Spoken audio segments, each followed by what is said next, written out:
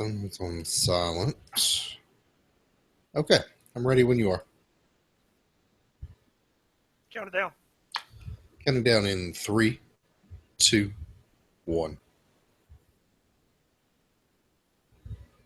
What is up? I'm Pat. I'm Sean. And this is another week of the 6 Months Behind podcast where we talk about all the comics that we love in Marvel Unlimited. Yes, where we bring you nut-themed treats and deliver butt-themed beats. It's the 6 Months Behind podcast. That's good. That's good. For the week of August 21st, 2016. I got to remember that. I do. If you read Unbeatable Squirrel Girl, you understand the reference. Yes. And I enjoyed Unbeatable Squirrel Girl. You know, I did too, but we'll get into that in a little bit. If you want to get in touch with us, the email is 6monthsbehind@gmail.com. That's the number 6monthsbehind@gmail.com. And what's our website, Pat? The website is www.6monthsbehind.com. Fantastic. How's your week been? It's been good. Busy at Cool. work, but other than that, it was great. Cool. Well, everyone should know that it is your birthday today. Happy birthday. Thank you. It is August 28th, which means it's my birthday, and it is also Jack Kirby's birthday, which we will discuss later in the show. Oh, is it? I didn't know that. Yes. Huh, that's yes, cool. I share a birthday with Jack Kirby. Huh, that's a neat I thing don't to know how share. old he'd be today. It's like 100 or something. I don't know. Yeah, he's old. Yeah, you're like 25, so it's fine. But 25. Yeah. I did calculate it today, though. Because I'm 52, I calculated it today, and I've been reading comic books approximately 42 or 43 years. it's a long time to be reading comic books, man. Yes, that's a lot of comic books read and a lot of time either invested or wasted, depending on your perspective. Well, here at the 6 Months Behind podcast, we'll take the perspective of invested, yes. So before we get into our books this week, we just want to let you guys know that we do discuss the plot points of the books. We're not going to give you major spoilers, but we do discuss the various goings-on. So if you have not read the books and don't want to be spoiled, go read them, come back. We'll be here when you get back, particularly this week because we do have it's like a kickoff of an event. So you do have that going on. So we'll be discussing that, which will actually probably be towards the end of the show. So if you want to listen to the first half, we'll give you another warning when we get to the Pleasant Hill portion of the evening. Yeah, this was a good week. There were some good books there. There were some very good books there, and there were some books that were, Yeah, I'd say it's a pretty solid week overall. Yeah. So it was solid. There was a couple of books I'm kind of over, but we'll talk about them when we get there. They probably involve teenage superheroes. Not really. Oh no, okay. You usually like to take a dump on the teenage superheroes. So No, some of the teenage superheroes are growing on me. Oh, okay. But some of these other books aren't. Okay. Well, let's start off with Spider-Man number 8, Amazing Spider-Man number 8.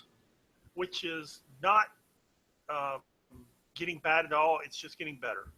Yes, this book has been phenomenal. It's been phenomenal for years.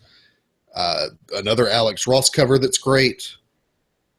You can really start to see things hitting the fan for Peter Parker.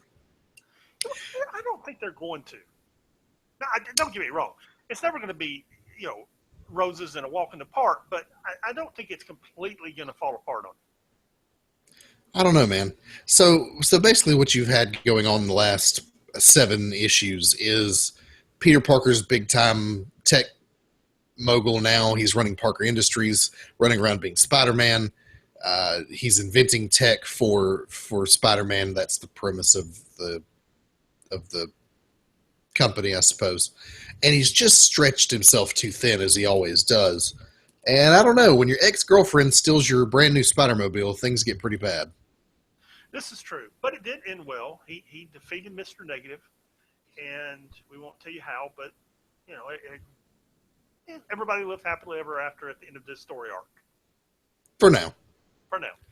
And the art's phenomenal. The story that they've been telling with the Zodiac has been really cool.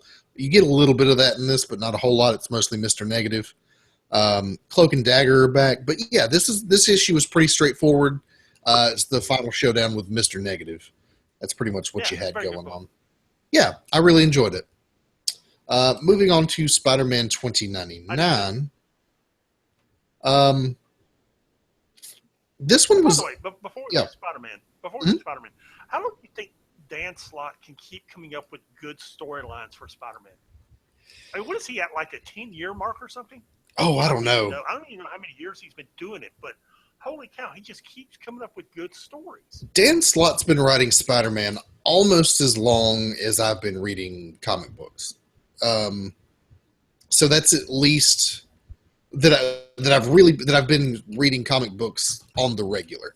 I've read comic books my whole life, but you know, I didn't really start reading them and buying them regularly till about 2006. So at least 10 years. There was for a while there they were doing I remember I was picking up Spider-Man and they were doing 3 issues a month and they were rotating the writers. They had like a spider pool Right, right. and they were rotating a bunch of writers, but Dan Slott was always the standout in that group. You could always tell when Dan Slott was writing it, even if you didn't look at it, because it was a much better story than anything else. Right. So, I don't know, Just, close to 10 years, I'd say. I don't know, but he just keeps turning out good storylines and keeps finding ways like Parker Industries to keep the book fresh. And dude, he's on a roll, man. Yeah, I mean, when you take a character that's been around since 1963 and find a way to do new things with him and things that are interesting, you got a talented writer there. Yeah, I agree. Okay, I'm sorry. On to Spider-Man 2099. Yeah, so last time on Spider-Man 2099, we had uh, one of the, I guess she works for Miguel at Alchemex, and she got hit with some. Parker Industries. That's right, Parker Alchemax is Industries. the enemy. Yes. That's right. Yeah. Sorry, I get them confused. Okay. She got hit with some Terrigen mist that they were studying, and she emerged from her cocoon last time, and they threw down with Lash, and in this, in like the very first panel, she just zaps him out of existence or back to where he came from. I don't know. I don't know where she sent him, but he ain't around.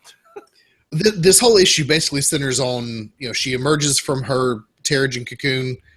They throw down with Lash. She sends him away with a flick of the wrist, and now she just decides that she is God, and Spider-Man has to track her down and be like, "No, you can't be God. You're terrible at it. See how many people you killed." And it's basically Spider-Man chasing her all over the city, and not doing enough to beat her. That they throw down, and he's doing everything he can, and it doesn't seem to be quite as effective. And it, For those who don't have a scorecard, I was trying to keep my Spider-Man straight. This isn't Peter Parker. no, This isn't Miles Morales. This is Miguel O'Hara. yeah, this is Miguel O'Hara, who's the Spider-Man from 2099, who is in our present current time. Yes. Yeah, to keep track of all the Spider-Men running around. Yes. You need excuse me. You need a scorecard to do so. And for those at home who don't have one, I just helped you out. There you go. Right. Yeah, I thought it was a pretty solid issue. It's another. There were a couple books this week that are just pretty straightforward like this. It's just hero versus villain, and you know, there's banter and stuff back and forth, but it's, you know, there's not a ton of exposition or plot development. It's just hero fights villain. Yeah, and they're also wrapping up story arcs in Yes. both those issues. Like in that Spider-Man book and in this Spider-Man 2099 book, they're wrapping up the story arc. So at the end, you kind of you reach a conclusion with it. Right. You've reached a conclusion. You realize that's probably not the last you've seen of, what does she call herself? I don't even remember. Yeah, I don't remember what she calls herself, but yeah, it's probably not the last you've seen of her. And in the next issue, they'll probably move on to another story. I don't know. However, in Silk, you don't get a conclusion. You get a slight resolution, and then that storyline is going to go on for a long time, and I'm really enjoying it. Yeah, Silk's really good. Again, this is another pretty straightforward issue where the hero fights the villain. But, Silk in the last issue was betrayed by Talon. What's his name? Hang on. We're awful at this. Can you tell we're professionals? We're highly trained professionals. I Yes. can't remember. He's the dude that looks like Spider-Man with a ponytail. Right. What's his name? Dum-ba-dee-da, dum-ba-dee-da. Happy trails to you. Killer Strike. Killer Strike. That's it. Yes, Killer Strike. Yeah, he betrayed Silk, threw her to the Goblin Horde, or the Goblin Kingdom. She was able to escape, sort of, but was injected with the Goblin Serum, so now she's all goblin-y. And she's coming after Black Cat. They have a knockdown, drag out. She figures out, turns out that Black Cat knew about Killer Strike being the traitor the whole time. And, it's, there's a bunch of really good action scenes. What were you going to say? We were discussing Jessica Jones not appearing in the Spider-Verse, but you notice that she appears in this issue worrying about Silk. Does she? Wait. She does. She and Mockingbird are sitting in a bar. Oh, yes. Checked in with them recently. Yes. Oh, yeah. That's not Jessica. Yeah. That's not Jessica Jones. That's Jessica Drew. Jessica Drew, Jessica Jones. Yeah, and there's a note actually. I have a poster in front of my computer that has all the characters and all the names. So as we're doing this, I can keep it all straight. Actually, it wouldn't be bad to have a something to reference like that, but or we could just improve our short-term memories. But either one. Either one. When I was, 18. Right. Yeah, and her and Jessica Drew are sitting at a bar talking about how she hasn't checked in. By the way, if you're keeping up, Jessica Drew, Spider-Woman, super pregnant, as we'll talk about in a later issue. In this particular instance, she is not pregnant and perfectly okay to drink as she does so.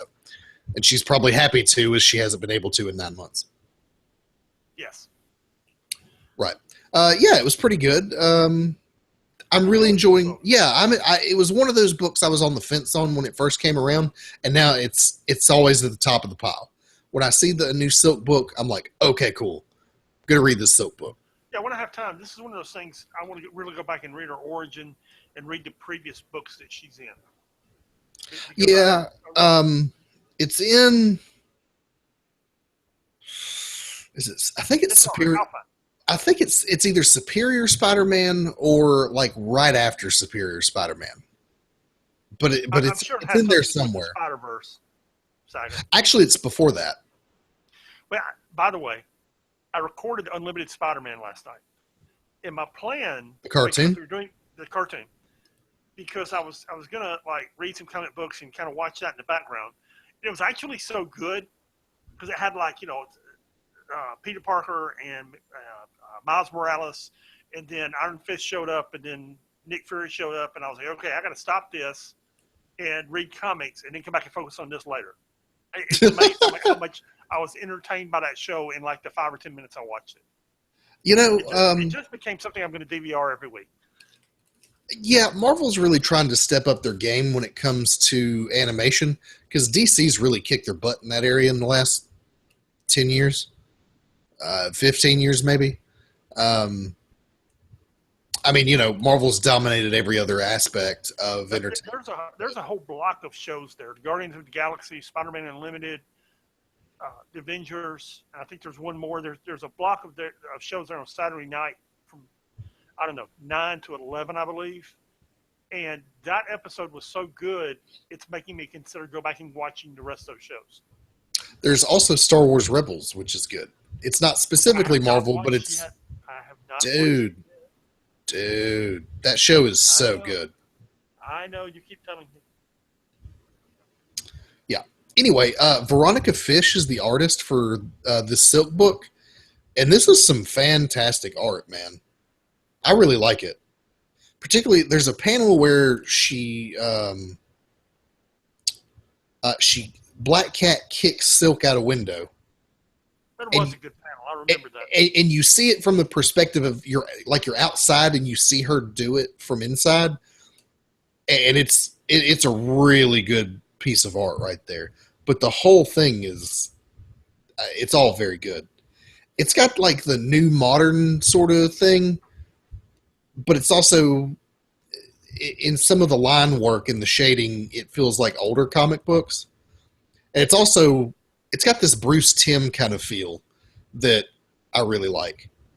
So yeah, man, they're pounding on all cylinders on all these Spider-Man books. They're really putting their best foot forward with all of the Spider-Man books, and they're all great. I think so. Moving on to the X-Men. The only X-Men book we had this week was Extraordinary X-Men number 7. How did you feel about this?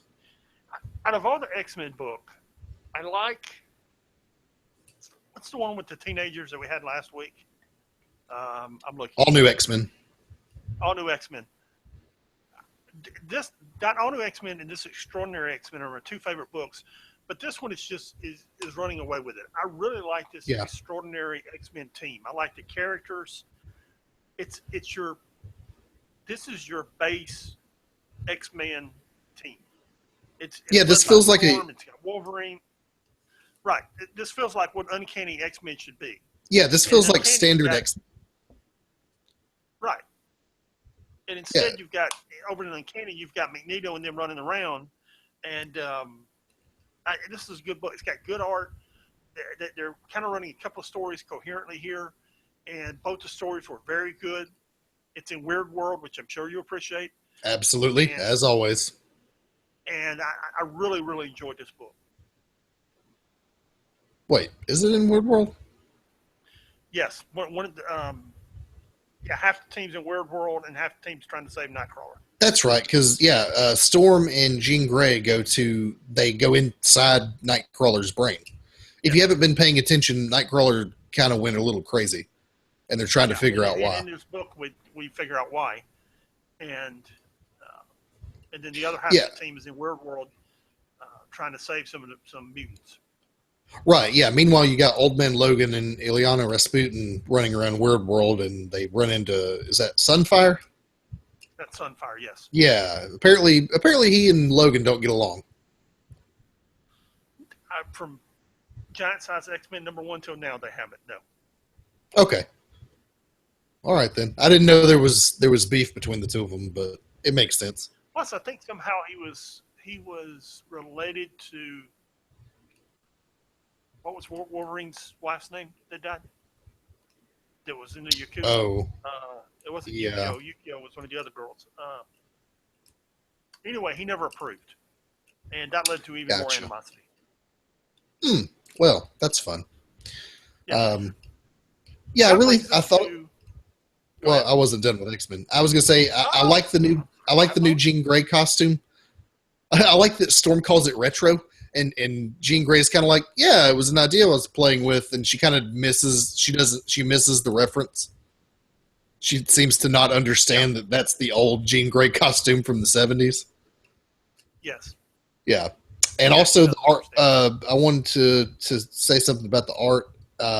Victor Ibanez is the artist, and J. David Ramos is the colorist. If Marvel's doing anything, it's a good art. You can not like the stories, you can not like the characters, but you can't criticize the art that they're putting in all their books across the board. I'm going to talk about Carnage. We're going to talk about Carnage in a few minutes. I can't stand that book, but that's magnificent art. That is just glorious art in that book. It really is. And like I said, across the board, you're getting great art. So Astonishing Ant-Man number 5. Now, you and I have not really cared for this series so far. At all. It was literally the last book I read, and I put it off until 30 minutes ago. But I didn't hate this issue as much as I've not enjoyed the last 4. Where there's a ringing endorsement. Yeah. You So how didn't did? hate it as much as you did the previous issues. Yeah, Okay, that alone should tell you how much I dislike it. yeah. I take it you didn't like it at all. You know, when you get to issue 5 and you still don't know why he's in jail, and you still got like 6 different plots going on, and none of them are even reaching near a conclusion. I mean, if you look at all these books, all right, all these books are on issues 4, 5, 6, 7, 8 with the relaunch coming out of Secret Wars. They're either at a conclusion in a story arc or reaching a conclusion, or you can at least see something that makes sense somewhere on the horizon. I can't find anything about this story that makes sense or that even wants me to care. I just and I understand coming out of the movie, you know, Ant Man. They wanted to make Ant Man a good comic book, and they wanted to, but dude, and if he just wasn't, if you didn't have, if he wasn't in prison and this whole thing wasn't a flashback, I would probably be down with it. But you've got him in prison. So every issue, we get a couple of pages of him in prison, and we know this is all a flashback, and we have no idea why. None. None. And it's just I don't know when they're going to get there. Are they going to get there in issue 6? Are they going to get there in issue 12, issue 24? I imagine it's going to get canceled long before then, so I hope they speed this thing along. Yeah, You know how I really feel? yeah. I see. I see how you feel. Well, this is definitely not the shining example of Marvel writing. They're doing really good stuff on pretty much everything. This book in particular has been the real turd in the bunch. And There's some great books this week. I mean, from Spider Woman, Squadron Supreme, that X-Men book we just talked about, all the Spider-Man books, almost every book here has something appealing in it, where it has some redeeming quality.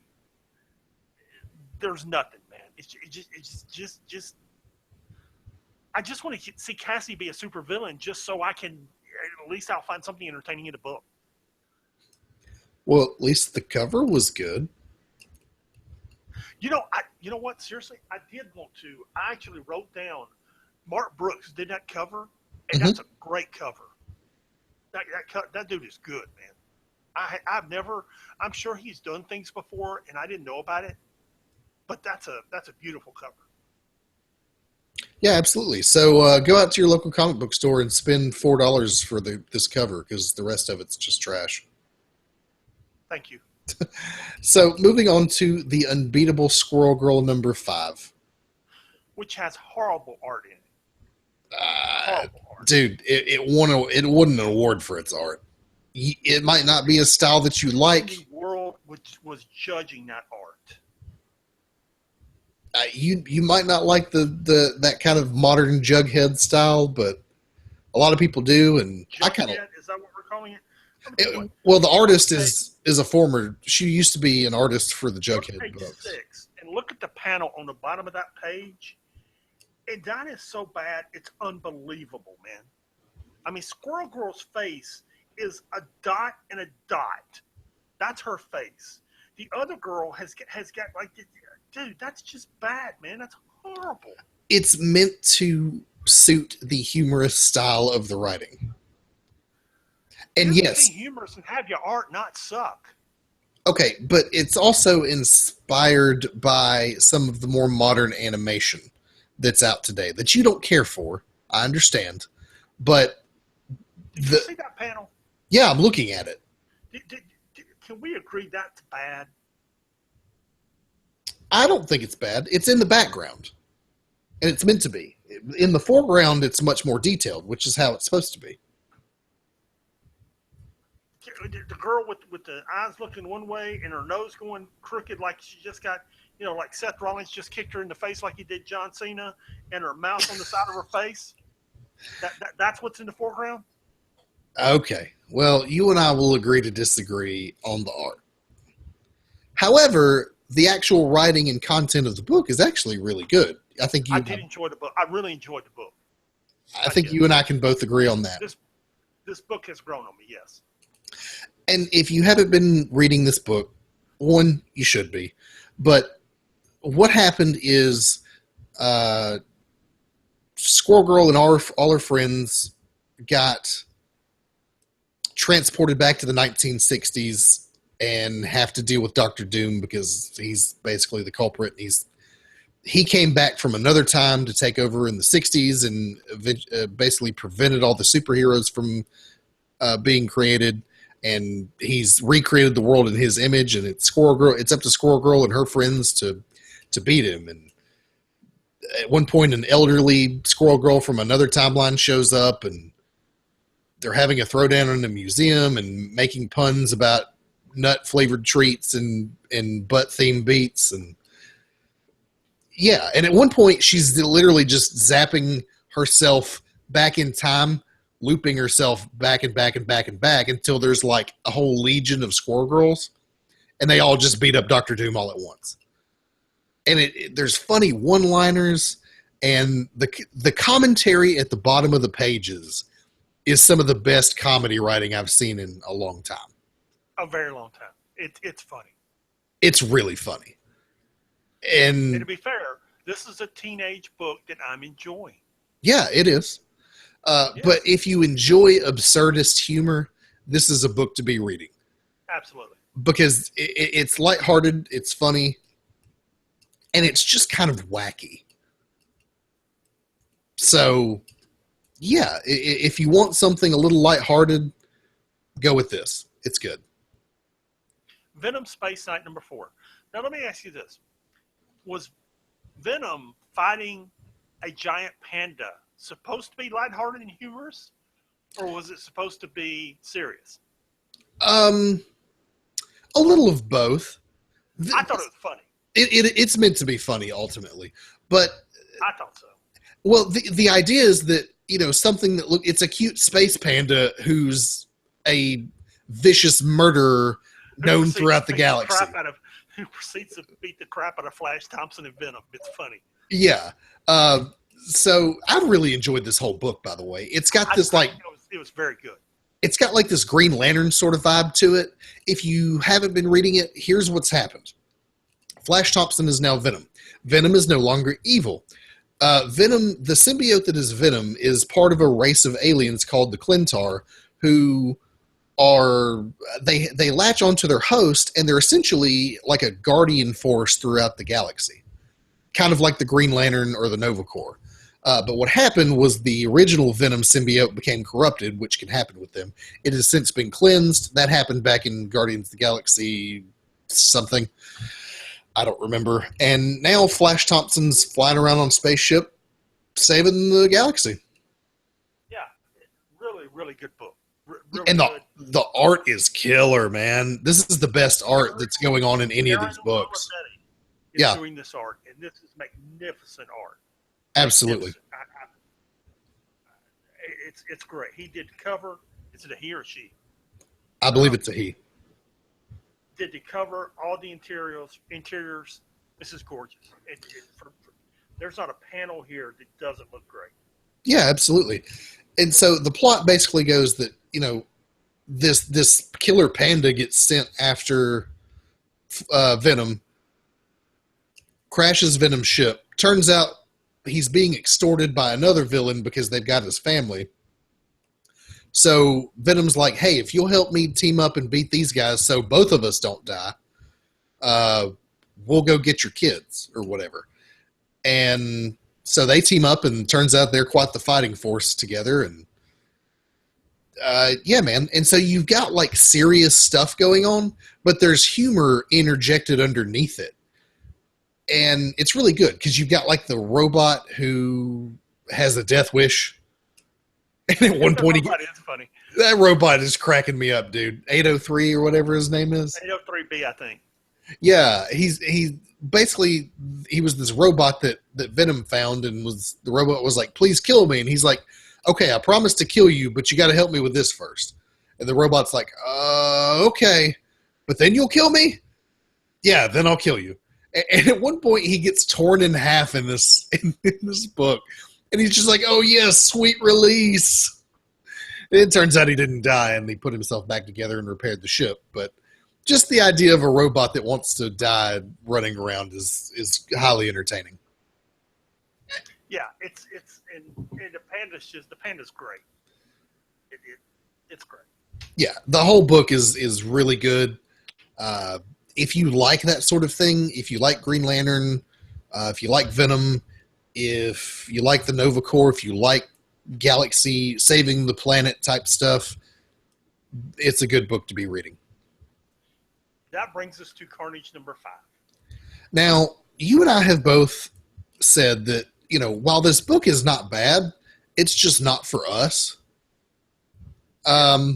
Literally the only plot point in this book and what's been going, what exactly is the plot of this story that's There's going a panel here, and I'm going to read a line from it. Okay. Underground temples, symbiotes, and cultist robes with secret passages. That summarizes Okay. the plot. Yes. The only thing I care about in this is the cultists. Because anytime you find an underground temple with cultists worshiping something and a giant evil book that Carnage wants, I'm interested. That scratches the Cthulhu mythos itch that I have. But other than that, I don't give a rip about this book. Did you read the book? Yeah, I did. What'd you think of it? It was okay. You read it up to now, have you? I don't think I read the last issue. I've read everything before that. You've got Eddie Brock wanting to become Venom again. Finally, he becomes Venom. He and Carnage throw down in this mine. Carnage, of course, has multiple versions of himself because he killed all the priests in the temple and turned them into host. And it just, at least they concluded this story arc. Let's say this. At least they'll get him out of the mine and do something else. So right. So next issue, we'll see what happens. But and I'll read next issue. It's a good book. I feel like it's just not a book that I personally care for. It's got this this sort of horror slasher bent going on, and man, it's just not my thing. It's just not something I'm into. No, it's just not. It's just not my thing. If it is your thing, then you're probably really enjoying this book. But the art's good. The art's really good. Yes, it's very good. I am really interested to see what the story is with these cultists. I hope we see them again. Well, didn't he kill the leader there toward the end? Oh, I'm sure there's more of them somewhere. Yeah, probably so. Yep. Okay, that brings us to the Mighty Thor number 4, which I thought was I really enjoyed this book. Yeah. I really, because you've got all of Asgard in this. You've got Odin, you've got Loki, the what are they? The brothers 3. Lady Sif, Fandal, and everybody's there, man. It's all going on. You got the elves fighting. You've got the trial of Lady. What's Thor's mother's name? Freya. Lady Freya. You've got her being on trial. It's a great issue. Yeah, you got the war between the light elves and the dark elves, and Malekith's there, and he's doing his sorcery type stuff, and that's a whole thing that I'm not going to spoil for anybody. Loki's there being Loki. Laufey's there, and the Frost Giants. You've kind of got everybody in one spot. Well, in one comic book. Well, in one comic book. They're not all in one spot. They're kind of scattered around the 10 realms, but they're in one comic book. Right, but this book in particular, you kind of hit everywhere in this issue. Right, and there's on page 5. There's a panel there that I know Jason Aaron's writing it. Who's drawing this thing? I don't know. I got it. It is being drawn by Russell Darderman. Looks great. Look, it's a beautiful panel. It does look really good. It's great artwork in this book. This is a great story. What are we on here? Issue 4. Yeah, this is issue 4. If I had to make a guess, I would say this is going to be a 6-issue arc, but we're having a serious throwdown next issue, and it's really good. I'm really enjoying this book, and I wasn't sure I would because I really like Odin Son of Storr, so I wasn't sure how I would feel about this book back in 2014 when Jane Foster first became Thor, but I'm really enjoying this book. Yeah, it's good, man. Jason Aaron, in my mind, just can't do any wrong. Everything I've read of his, from Wolverine and the X-Men to some of his independent stuff to this to Doctor Strange, it's all good. Yeah, I haven't disliked any of it. yeah. He's a fantastic writer, and I'm interested to see where this story's going to go. Yeah, this is a good story, man, and it's definitely going somewhere. Absolutely. Then that brings us to Silver Surfer number 2, also known as Doctor Who, because at least the last 2 issues anyway, straight up. I've been trying to tell you would enjoy this book since Dan Slott started writing it. You never listened to me. Oh yeah, Dan Slott is writing it, isn't he? When are you going to learn to listen to your elder? I listen to you quite a bit. Anyway, the plots and the themes and just the general tone of this book, it makes me feel like I'm watching an episode of Doctor Who. You've got the dude from outer space from a long dead world who goes to Earth and picks up an Earth chick, and they're doing their thing in space, and they go back and visit for a while, and then more stuff hits the fan. And yeah, man, I really like this book. So tell me what you thought of it, because I know you're a big Silver Surfer fan. I'm really enjoying this book. As we discussed last issue, Dan Slott has really made this book entertaining. From Norrin Radd laying in bed having to contemplate the fact that he's got to eat grilled pig again, to worrying about how long he's going to be stuck in her house. It's just a great read. He wanders around, and the Fantastic Four aren't in the Baxter Building anymore. The right. Avengers aren't in Avengers Mansion. It's just all these things that are just they wander into his 2 girlfriends, meet each other. Oh yeah, yeah. That's a real funny moment there, actually, because he's like, "Hey," because she sculpts figures, and she at one point, Dawn. That's her name, right? The current girlfriend, Dawn. Dawn is looking at a clay figure that she made of Silver Surfer, and she's like, "Yeah, this butt looks pretty accurate." And Silver Surfer's like, "Yes, well, cosmic threat, gotta go, bye." Yeah, and I will say this: Michael and Laura Allred are doing the art on this. Mm-hmm. I think Michael does the pencil and Laura does the colors. And I'm not a real big fan of their art, but that last page, and I can't tell you what the last page is without giving you a serious spoiler, but that last page is beautiful. It really is. It's a throwback to Jack Kirby and his art, and it's a beautiful page. It's almost a tribute to Jack Kirby. And I feel like the whole book is, because it's got that sort of old school feel to it. The art does. So I feel like they chose these artists for that reason, to give it that kind of Jack Kirby-esque feel to it. Right. And it's really good. So that last page is really good. Go ahead. Oh yeah, that last panel is that's beautiful art. So explain something to me. Yes. In the very first page, we're on planet Zenla, which is before Galactus shows up and devours it, before Norrin Radd is ever the Silver Surfer. Yes. Explain to me who the Keeper of the Great Truth is, and when you read this issue, you know as much about him as I do.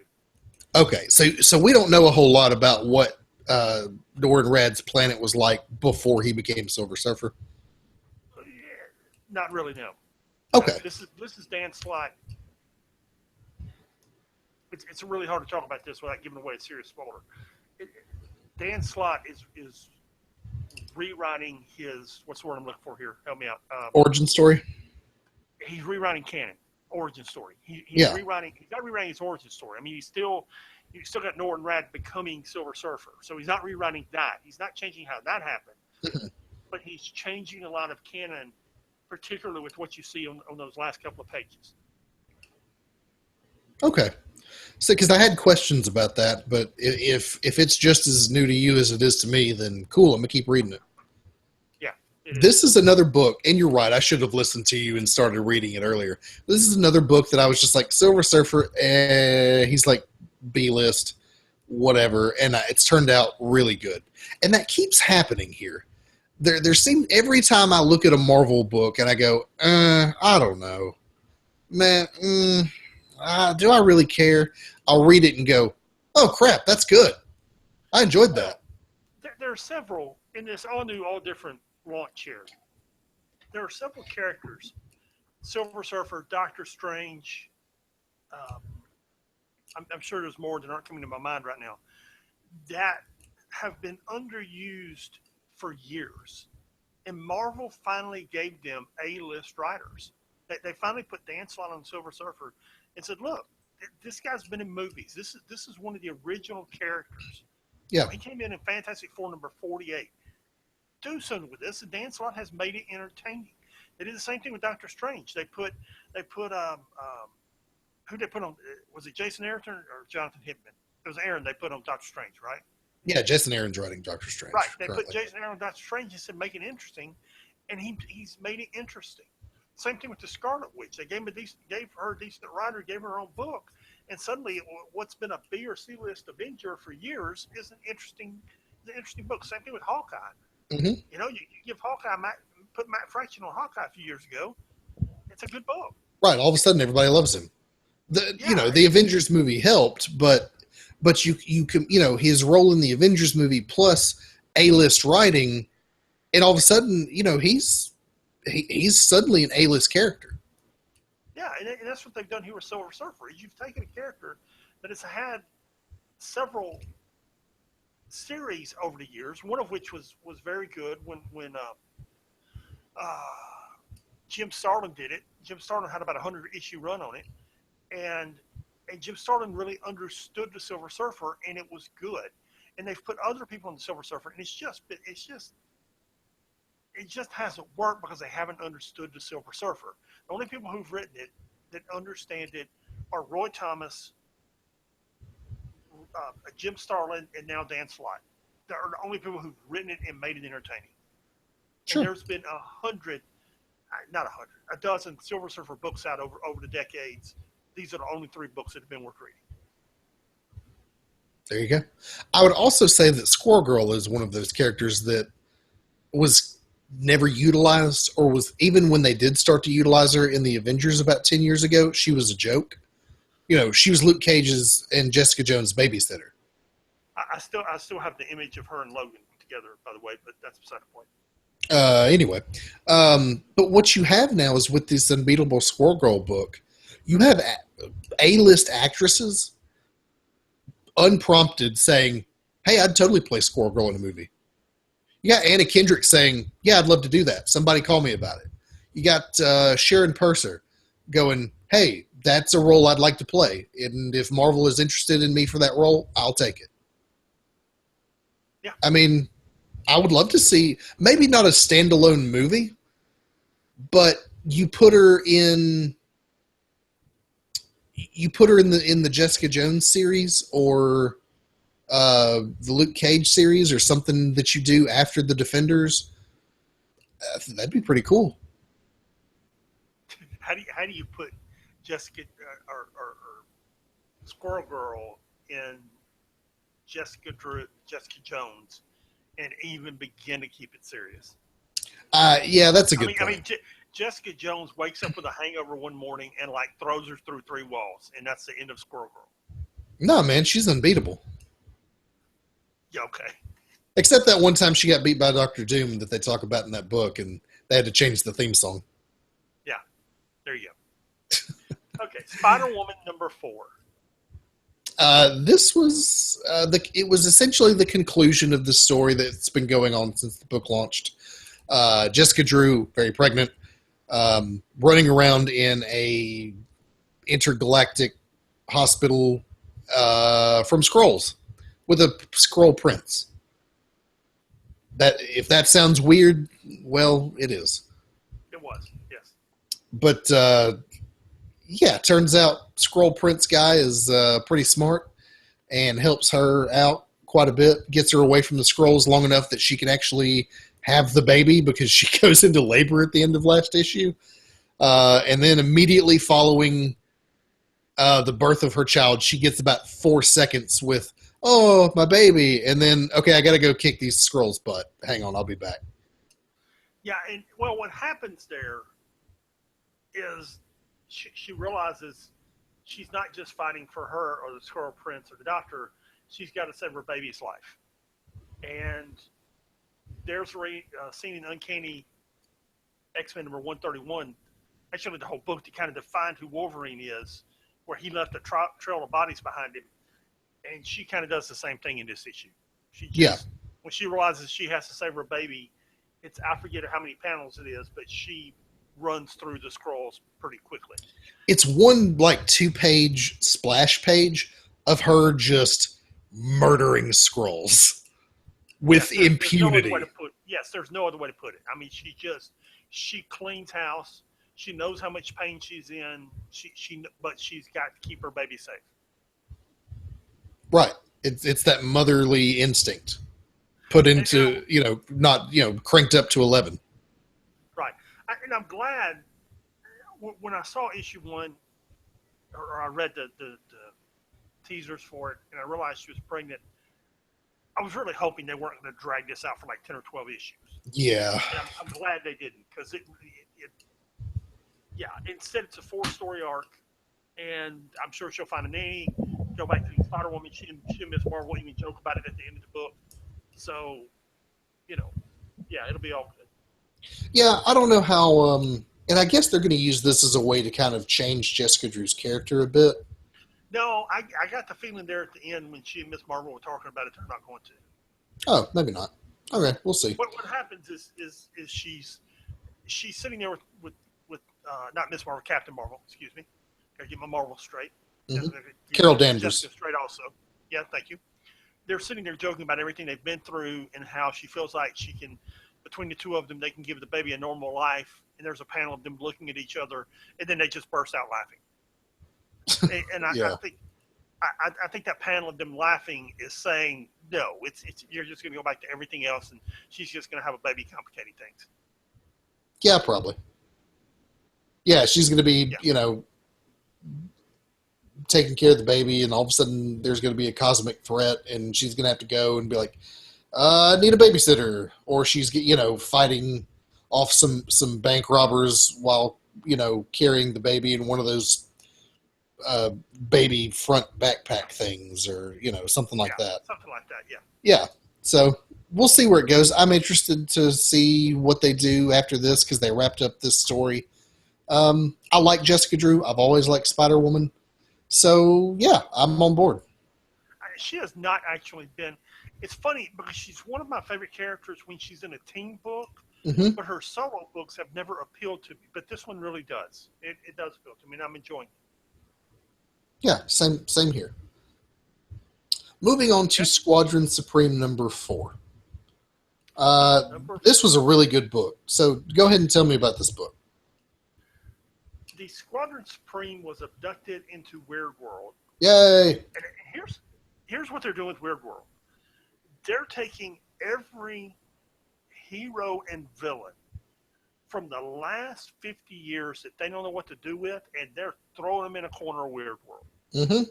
I mean, in this issue alone, you've got Tundra, you've got a villain that I won't name because it's kind of a mystery. You've got what was the guy in the beginning? I can't remember his name, but he's a long lost hero. There's another one at the end. Yeah. The one at the end is Skull the Slayer. Okay. Yeah. I mean, Skull the Slayer shows up a little earlier in Weird World, one of the actual Weird World books. They're just taking all the B, C, and D list heroes and villains and throwing them in Weird World. And at this point, they've dropped the They dropped Squadron Supreme in there, and they're fighting some of them, and they're not faring very well. Let's say that. And it's a good book because it advances the plot lines. I was wondering how long they were going to let some of these plot lines go, and we find out what's wrong with Power Princess. Is it Power Princess? Yes. I need this giant poster in front of me. I really do. We find out why she's been acting funny in the first 3 issues. The team really gets its head handed to it, and they've got to regroup there at the end. So I think it's going somewhere, yeah. But I will say this: when you've got Kyle Richmond, aka Nighthawk, sitting there just gathering information, and he just keeps you talking forever, that's not going to end well for you. No. I can tell you that's not going to end well, because and I like what they're doing with him too, because he was always, if you go back and read those Defender series, he was always a Batman ripoff, and he just really never worked. And making him evil and smarter in the Squadron Supreme book is making him work, and I'm enjoying. Yeah, he's a character that I was not really at all familiar with, and I've really enjoyed what they've done with him. Because to me, he was always like D-list, and I just didn't care. And seeing him as this like super smart kind of villain, I like it. I'm digging it.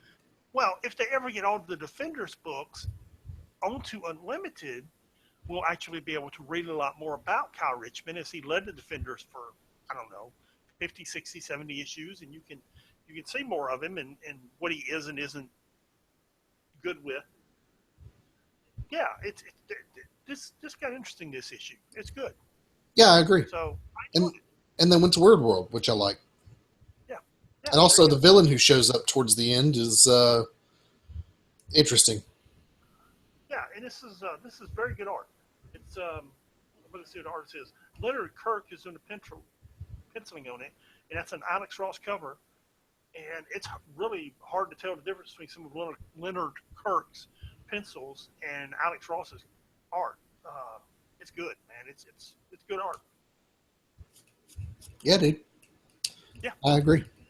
And it's really been one of the solid Avengers type books coming out of Marvel. It was one of those that I was kind of another one I was on the fence on. You said, hey, this is going to be a good book, and I read that what was it, the all new, all different 0 issue or whatever it was. Yeah, it was a Avengers 0 issue. Yeah, essentially it was directly after Secret Wars. Here's a preview of all the books and all the stuff we're going to be doing when the new stuff comes out. Yeah, it's consistently a favorite. It's typically, if it shows up, it's the first or second book I'm going to read. Yeah, it's very good. It's very good. So that brings us to, go ahead. It brings us to our final comic book of the week. Again, I'm going to give you another spoiler warning because this is the jump-off issue for a kind of mini event for the Avengers. This is Avengers. It's a pretty big event. Okay. I didn't know how far it went before we run into Civil War. I think this goes on for 3 or 4 months, and then it goes into, you basically wrap this up, and it goes into Civil War. Okay. I think you get maybe a month, 2 months gap, and then you're straight into Civil War. Okay. So this is Avengers Standoff, Welcome to Pleasant Hill. And just again, spoiler warning, if you haven't read this, if you don't want to know, we'll be here when you get back. So the issue starts out with Bucky infiltrating a SHIELD facility, and they're doing, what kind of experiments are they doing here? I don't remember. I'm looking at the end of where all this ties into. They were doing experiments on the villains. They were doing mind experiments on them. Yeah, but in the very first couple pages, you get, they're in like a SHIELD lab. Yeah. And there's all these test tubes, and then there's a big explosion. And you need some background here because Bucky is still the man in the wall. Okay, from he took over Nick Fury's post as being basically the watcher of the galaxy and defending. If there's a major problem somewhere in the galaxy, the Winter Soldier goes and takes care of it. And Right. he has been alerted that the problem is Maria Hill and his shield facility, and that's why he comes here, which will give you the magnitude of what's coming up in this issue in this story arc. Right. So there's he breaks into this facility, and no one seems to be able to see him until later. He's watching a replay of it. Oh, he's watching a replay. Okay. He's watching a video replay. Oh, that makes sense. Yeah, and then all of a sudden it goes to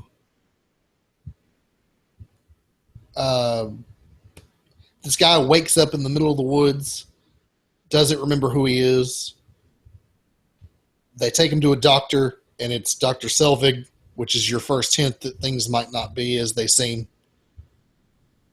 And, you know, they tell the guy he's got amnesia and to just try to remember his life and reintegrate into this new society at Pleasant Hill, which is this nice, quiet Mayberry-like neighborhood. So already two things. Weird middle America neighborhood that's way too perfect, and Dr. Selvig shows up. If you don't know who Dr. Selvig is, he's a researcher with Jane Foster. He's been at a bunch of the Thor stuff. And then he stumbles upon the doctor and one of his nurses having a conversation about the individual, about himself specifically. He tries to get away, runs into SHIELD agents, and he's like, what is this? Then he wakes up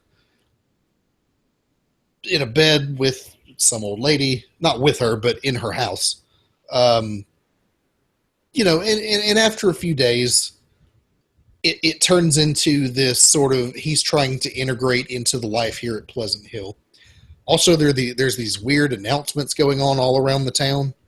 You know, just a good neighbor is a happy neighbor. And are you running from something? Are you carrying a burden? See how staying in one place can set you free. All these really weird, just bizarre stuff going on. And it feels, to me, it gives this sort of sense of horror.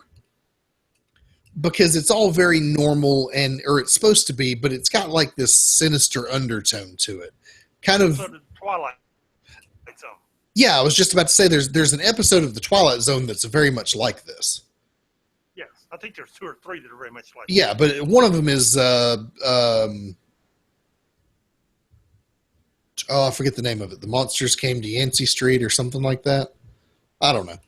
Anyway, he attempts to escape again, gets in a car, crashes the car, runs into an invisible barrier, gets shot by some SHIELD agents for the 3rd time in 3 days. And it fast forwards to like 20 days in. He's given himself a new name. He's reintegrating into the society. Everything's all good. Until he runs into this weird little girl in the woods talking to a dead bird. Now, do you have any idea who this little girl is? Yes.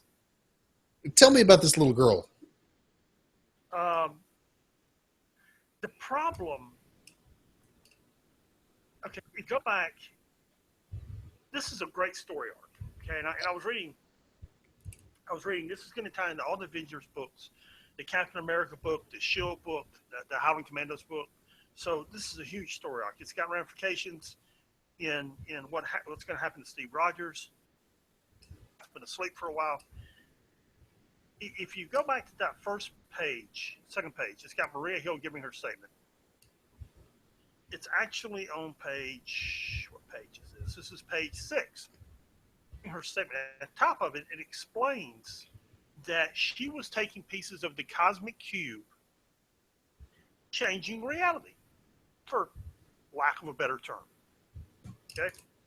Now, that little girl, what I think happened is that little girl is the living embodiment of those pieces of the cosmic cube. and she's what makes that town go. Right. She's the one that's keeping up the illusion. Yes. Because, as you will find out later in the book, this is an experiment by S.H.I.E.L.D. to rehabilitate supervillains. They wipe their minds and brainwash them and stick them in this community where they become new people. But she's the one fueling this whole illusion. S.H.I.E.L.D. is doing the brainwashing, and she's doing the illusion of the town. Yes. And this gets real complicated. This has got long range ramifications. Absolutely. What that little girl is, and what Maria Hill has done, and yeah, long range ramifications. And what the little girl is capable of doing. What Maria Hill has unleashed.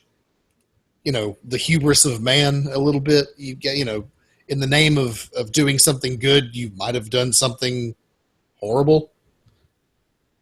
Or something that's so outside of your control that you could never know if it's good or evil. Even if you're not interested in the Avengers, the checklist at the end shows you Avengers standoff, assault on Pleasant Hill Alpha #1. In April, we're going to get Avengers standoff, assault on Pleasant Hill Omega #1. If it's a 2-month arc or if it goes on longer than that. But this thing really has long-reaching ramifications. And even if you're not into what the this story arc is, and even if you're not into Avengers, you should read this book. You should read those two, Alpha and Omega, and you should read the what's the Avengers book with Captain America in it, with Steve Rogers in it? That's the Uncanny Avengers, Uncanny Avengers 7 to 8, yes. Because they have serious ramifications for a very long time. Right. And so what eventually happens is this Jim character that we meet in this book, he meets another individual through some mysterious circumstances. And it turns out that they're both supervillains, or at least they once were. I didn't see that coming, by the way. Did you not? No. I thought that was Bucky or somebody like... I thought it was Bucky, really. I thought it was, too, because it introduces him in the very beginning. And I'll be honest with you, the guy he meets I thought was Tony Stark, because he looks like Tony Stark. He looks like Tony Stark. I thought he was Tony Stark. But it turns out it's Graviton and somebody else. Baron Zemo. Baron Zemo, that's it. Yeah, Baron Zemo. So you got the... Because you got the World War II flashback, which makes you think it's Bucky, but then at the end you realize it's Baron Zemo. And right, yeah. Dangerous. Baron Zemo and Bucky both run a close race. Right. Maria Hill has set up this crazy brainwashing experiment and pseudo reality for reforming the supervillains using pieces of the cosmic cube to actually alter reality. And Maria Hill's a scary lady. And it makes me wonder if this is part of the job, because in the end, you saw Nick Fury go off this deep end. If you read that page, page whatever I said it was, page 6, page 8, whatever, what she basically says is, this is everything we've faced in the last few months, including Secret Wars. Did you even mention Secret Wars in there? This is everything we've faced the last few months. For taking part of the Cosmic Cube and trying to fix things? No. Matter of fact, if I had to do it over again, I would. Because I'm doing what I have to do to keep Earth safe.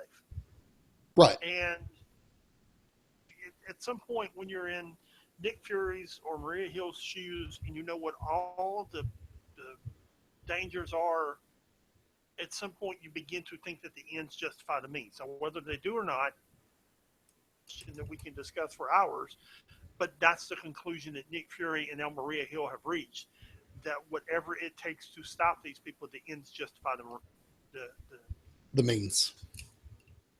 Yeah. So Yeah, Maria Hill's a scary lady, and she's going to have to face the consequences of what she's done, and this is going to continue to play out in the pretty much all the Avengers books for the next couple months. And man, I haven't been excited about a an event story like this in a while. I'm interested to see where this is going to go. Secret Wars is great, but something that's a little more, it's a little bit smaller in scope, a little more focused, is really good. Yeah, yeah. There was an X-Men series like this. Black Vortex came out last year, and I was kind of disappointed because that was more, and it just wasn't. It didn't. It just didn't have what I wanted. Right. So yeah, that's going to be really interesting. Um, that pretty much wraps up all of our current books for the week. We did have an Iron Fist dump. It's a bunch of Iron Fist books from the mid '90s, is it? Yeah. Any good So Iron Fist and Luke Cage books? yeah, read those if you care to read them. Um, so what was your favorite book this week, Pat? Oh, it was definitely Spider Woman #4. Oh, was it? Okay. I'm really, I'm really liking that book. I really am. Now, Extraordinary X-Men #7 was a very close second, almost a tie. I'm really enjoying Spider Woman, and what I usually tend to lean to is books that I expect X-Men to be good. I expect that X-Men to be good. That Spider Woman book caught me off guard. Yeah, that's kind of my thing too. Is there are books I expect to be good, and anything that surprises me typically gets the nod. Yeah. But that being said, I'm going to go with Avengers: Welcome to Pleasant Hill because it just made me really scared of Maria Hill. There used to be a time where I respected Maria Hill for who she was because she has to do the job and she's good at it. Now I'm just frightened by her. You know, Oh, she's man. become a monster. Oh, you're just yeah. Anyway, What? we almost dovetailed into politics, but Oh, well, anyway. let's not do that. Anyway, so classic read of the week. What you got? Today is Jack Kirby's birthday, as we said earlier. Mm-hmm. And here's a refresher course for you. When you go into the browse tab, you can browse several ways. You can browse by book, you browse several ways, but you can browse by creator. So when you go to creator and you type in Jack Kirby's name, you're going to find that 753 comics come up. Take you a moment or two, scroll all the way down to the bottom, and when you get there, you realize that he drew almost everything that Marvel put out from 62 to 64. He basically, it was his ideal to bring Thor back, to institute the whole Asgard thing. And he started out with Journey into Mystery #83. And shortly thereafter, he didn't just, it became a two-part book. It would be Thor front end and then Tales of Asgard in the back end. And you get to see Odin and other characters in the back end. It's really, really, it's really entertaining to see those old Thor books and what he did, because what he basically did is he basically drew all this, came up with the story, and Stan Lee threw some words on it. I mean, yeah, it's the Thor was his ideal, his character, and Stan Lee just word bubbles up there after having drawn the plot out, and Stan Lee threw words in it. But it's Thor is one of his I think one of his best creations, and it begins with Journey into Mystery #83 and goes on for decades. There you go. There you go. Yeah, absolutely. Cool. Well, that pretty much wraps us up for the week. If you want to get in touch with us, it's 6monthsbehind at gmail.com, number 6monthsbehind at gmail.com. You can also check out our website at www.6monthsbehind.com. Fantastic. Pat, do you have any sage wisdom for our listeners before we leave for the week? At age 52, my 52nd birthday today, almost no regrets. And if you're going to live to be 52, do it with no regrets. That is some wisdom. We'll see you guys next week. Peace.